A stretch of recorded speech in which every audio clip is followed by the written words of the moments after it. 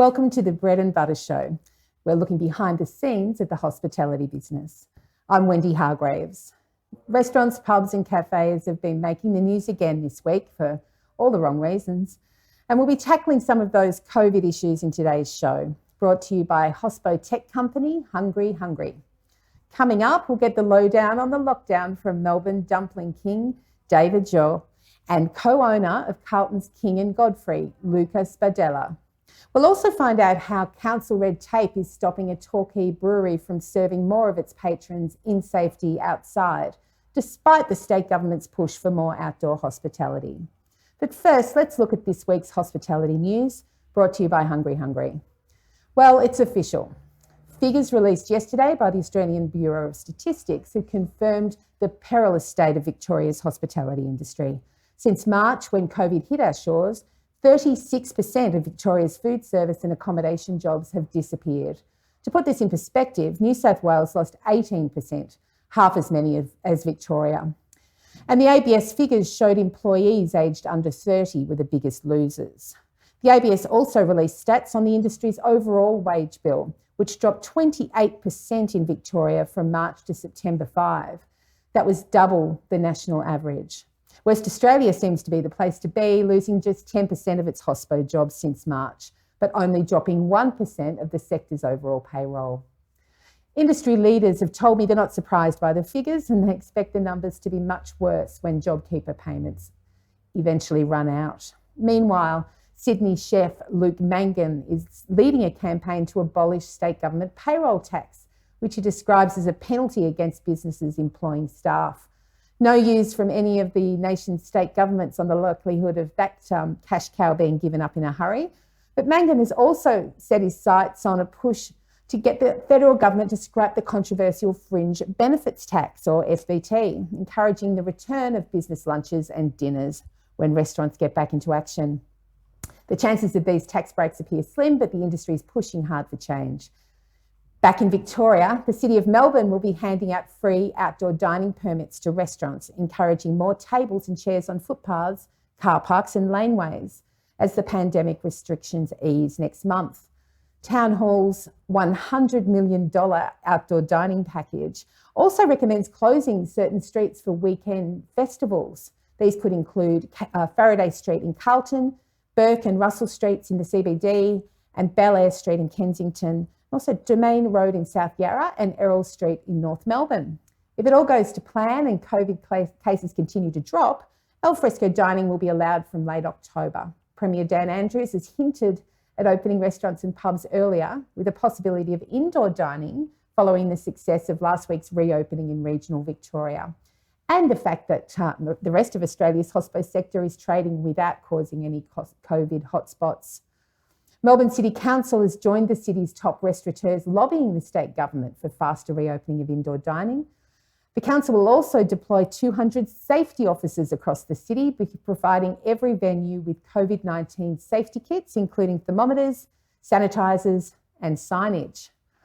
But the news isn't all grim. This Saturday is World Dumpling Day, and one of Melbourne's Yum Cha patriarchs is marking the occasion by teaching a virtual dumpling masterclass.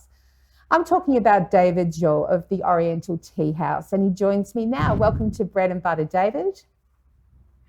Good, thank you, Wendy. Thanks for the invite.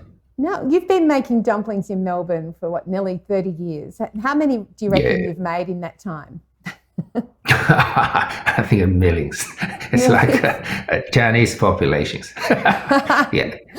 So you've been, like all restaurateurs in Melbourne, you've been coping with your dining rooms being closed for months on end. How are you coping with that?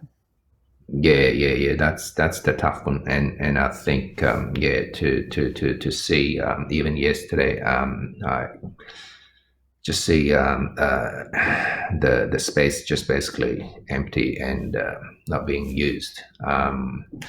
We're still cleaning, tidy up, and it's just feel quite bad. But at the same time, we're talking about the virus. I mean, the life. Yeah, I understand. It's So difficult. Yeah.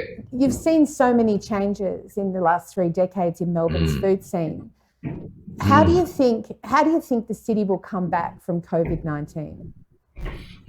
I think will be some older faces still there and resilient, and people already do well before this virus. And I think still they have regular come back quickly, and then some so-so or even below the level. And I think they will basically have a rest for a long time if it's not permanent. And I think then for a while, and I think we'll be a little bit busier, then they will definitely attract new people coming with a new format, and they will come back. So I think it's kind of like a adjustment. Definitely, there will be a very back then, and I think that at the time, I think that John handle is like a hero, right? But then we're sitting on the table for one of the meeting, and I think some cafe owner they asking who's this guy? I think are you? So it's different time, so different. Yeah. I'm in between, and I still hang there. But you've always been very entrepreneurial in the way you've done your business since starting your first Oriental Teahouse. So what's next for David Zhou? Keep fighting, keep kicking. that's too late to change. That's what become us. And I think to whether entrepreneur, restaurateur, or any business, I think it's basically it's problem solving. That's why I think sometimes they get the called the new things syndromes. So they attract to creative new attractive to different kind of ideas. I think to us, definitely, I think we need to stay where we are. And I think over all these years, Davis, especially, I think for people recognized as some kind of like a quality Chinese place, and Oriental Teahouse being, the tea house. I really always believe, I think the Oriental Teahouse is being the best tea house in the world, because I think that this is what I think. I've got the reason for that. I don't want to spend too much time for that, but I think I think that we need to understand who we are first, and I think stay with it, because this is the best time to help the customer. If we not really pivot to where we totally lost our customer, think what's your offering, then I think then we can't really get help much. So we stay who we are and continually do what we do. Then we are innovating around that way, whether convenient for them to receive our the products, or whether the products we can make more interesting, more easier. That's why we comes with this time the home kit. Actually, that's the great news, really, isn't it? With the World Dumpling Day coming up on Saturday. It's a great excuse to eat lots of dumplings, but your dumpling kit is encouraging people to make their own dumplings at home. Now, from what I can see, it costs $90 to have a kit delivered to your house with everything you need to make 60 dumplings, plus 30 pre-made dumplings by the expert, so you can taste what it's supposed to taste like. And it can be delivered up to 40 kilometres from Melbourne's CBD, even with a bamboo basket for the steaming. So it sounds like a great deal. And then you'll be teaching a masterclass as well. Yeah, it's all it's fun, and I've been doing these sessions before that, many sessions for different reason, and I always feel with my tea testing, and there's a certain clientele, and the dumpling master class, always different generations all come together and sit on the same table, very engaging. And I think for them, not with me, this it's a good activity. I really think it's quite suitable for this period of time, and the people stuck in the room, and they need to have really some kind of a good something to do together. I'd have to agree. It's great. It's very zen to sort of be concentrating on building a dumpling. But if you're interested in getting some of the Oriental Teahouse dumplings, you have to get your order in by 4 p.m. tomorrow through the collabpantry.com.au. Now, David, it's always a pleasure to talk to you, and it's definitely always a pleasure to eat your dumplings. I hope you have a very happy World Dumpling Day. Thank you. You're always very supportive. I think we really blessed. I think to have somebody like you and screaming for we are a small business. I think working hard without you guys, and I think it's really will be harder, much harder, and I think that makes things very encouraging. Thank you so much, Wendy. And I think I still remember the first time. Thank you so much. Thank you. Thank you for your time, David. That was David Zhou from Melbourne's Oriental Teahouse. Now, from dumplings to beer, how's that for a natural segue? My next guest is Adam Smith, the co-owner of Bells Beach Brewing in Torquay, which reopened to beer-loving customers last weekend and quickly booked out. He's now stuck in a big pile of red tape, however, and Adam joins me now in Torquay. Welcome to Bread and Butter. Morning, Wendy. Good morning. Seeing your beautiful brewery in the background there. Are you still busy making beer despite the restrictions we're all living under? Yeah, we've been really busy actually the last 2 weeks building stocks for the summer. You know, we've got to make sure we don't run out for our customers. Well, yes, you can't be running out of beer. So from what I hear, you and your co-owner, Jono Mostrop, have really exciting plans for a vacant block outside your brewery in Torquay. Tell us what you'd like to do. So it was actually our landlord's idea. He owns the vacant block, which is directly opposite us. And he was inspired by the announcement by Dan Andrews about doing more outdoor hospitality to aid the recovery. So he came and approached us and asked if we wanted to do a pop-up bar food truck park. So we started out, we talked to some of the local businesses, food businesses and beverage businesses. They were really excited.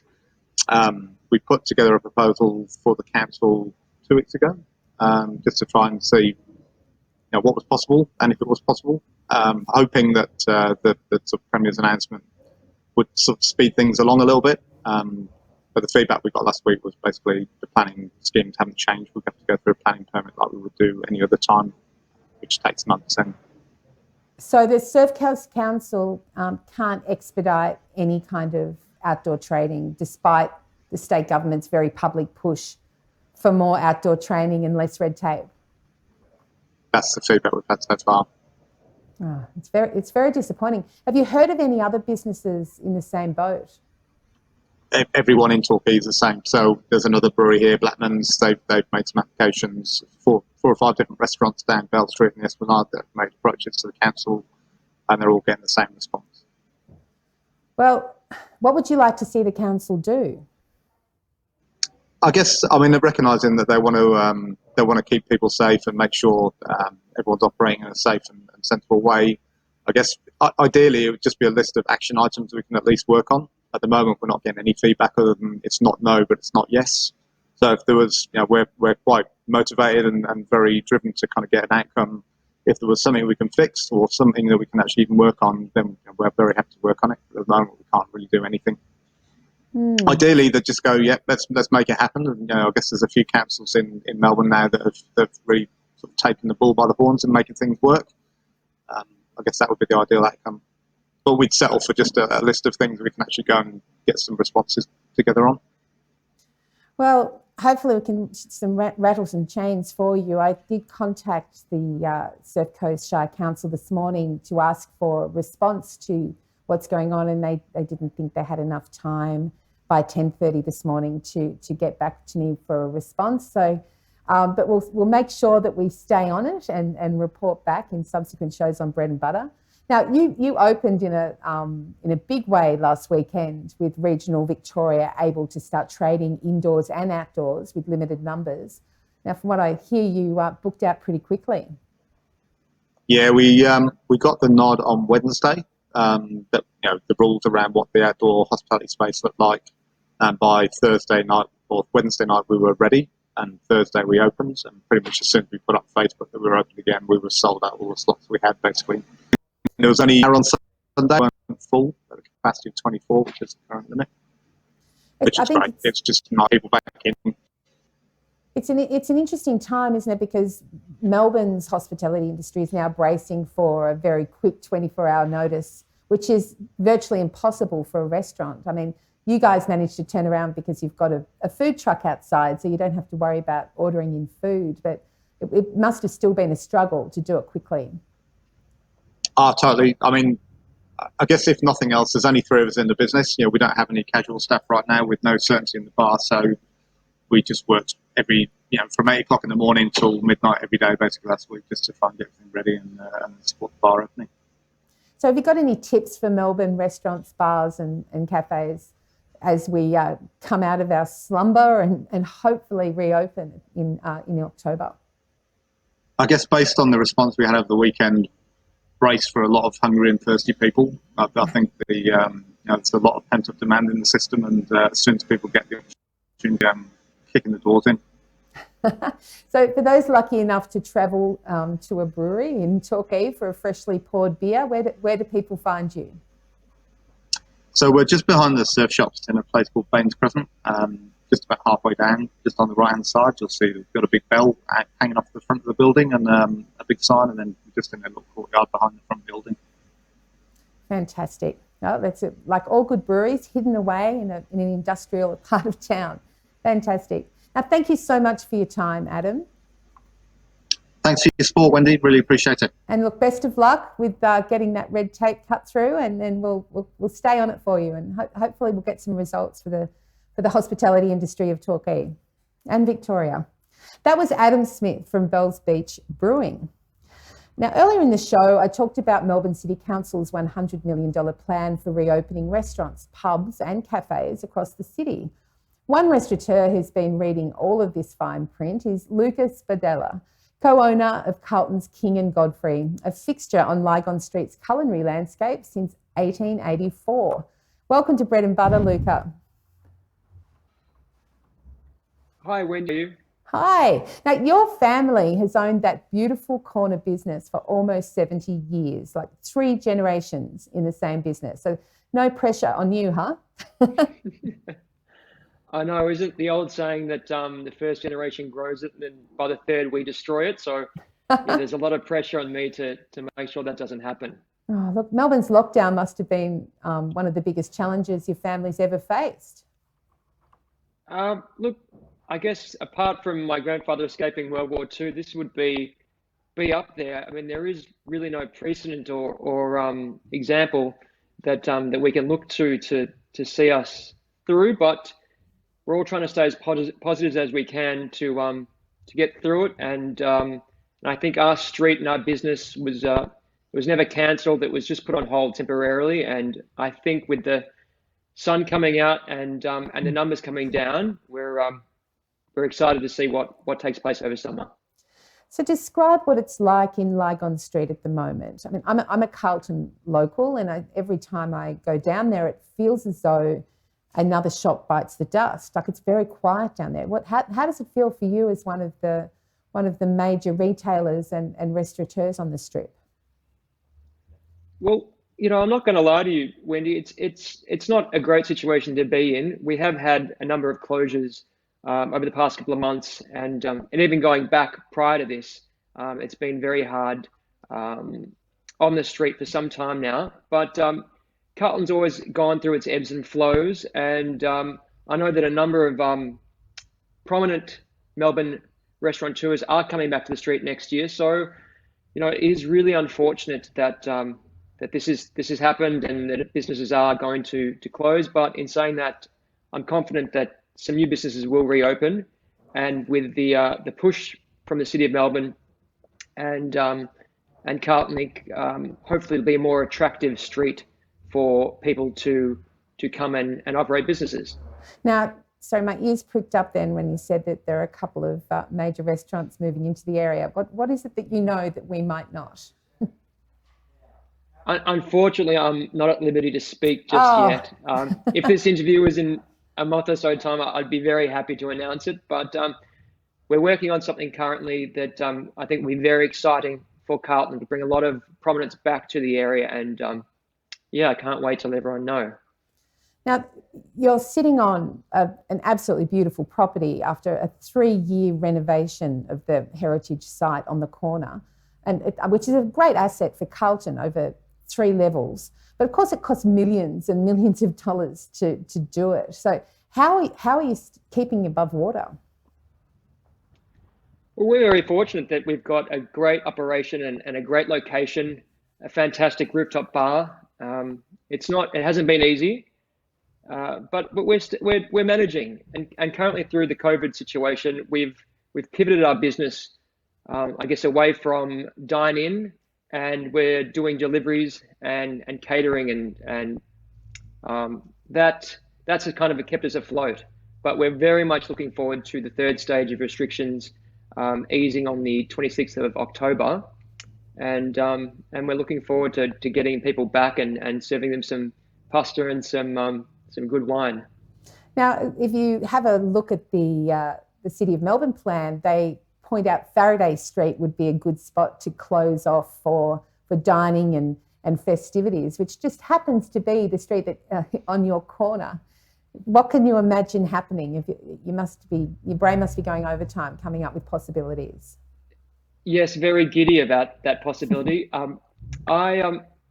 This is something I've been looking forward to for a number of years. When you go to Italy, where my family's from, at 4 or 5 o'clock, the streets close, and people are allowed to walk up and down the street. Hospitality offerings are allowed to spew out onto the street, and it just makes it such a jovial experience and a friendly atmosphere.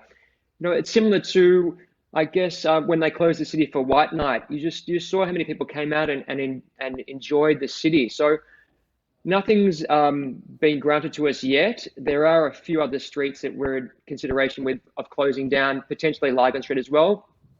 We obviously have to be very considerate of the retailers' wishes and residents' wishes, but we couldn't think we couldn't be happier that potentially we're allowed to open up the street and provide Melburnians with a taste of what we love in Italy.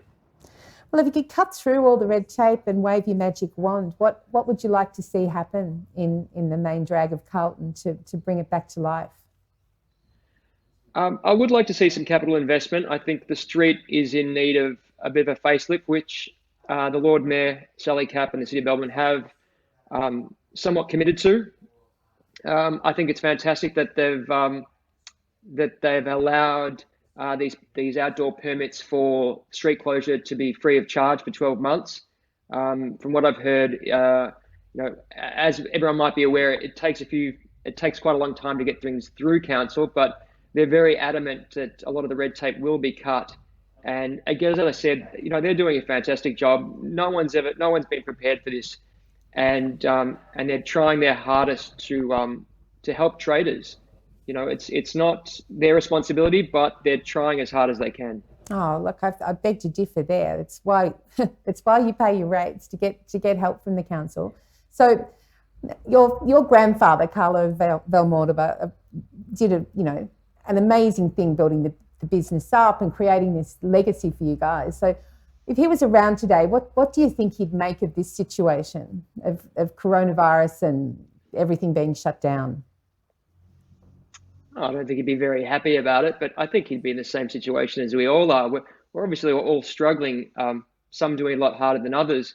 But he was never one to back down from a challenge, nor are we. I think we have to somewhat stay positive and realistic, determine whether or not our businesses are financially secure for the next 12 months. If they are, we'll give it a go, and we'll give it the hardest go we can, considering that this is essentially like fighting an invisible war. We have to be prepared to go as hard as we can for us to survive. It seems to be some strip shopping areas do really well under the pandemic conditions because people are shopping locally, and whereas others, like perhaps Lygon Street and major streets like Chapel Street, have been struggling. Is it time to rethink how the major strip shopping areas are presented? Well, I think you're right, Wendy.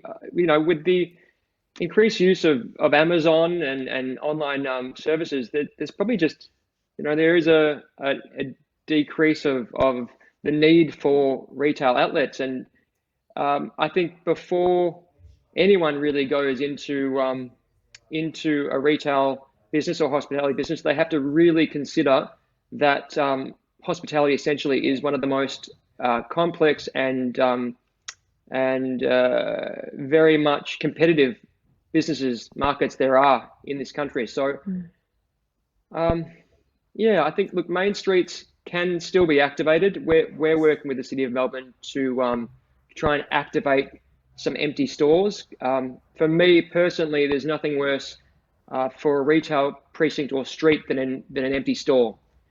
So for us, it's trying to get hospitality businesses and retail businesses back to our street, as well as kind of thinking outside the box and creating some things that might go into these businesses prior to them being leased out.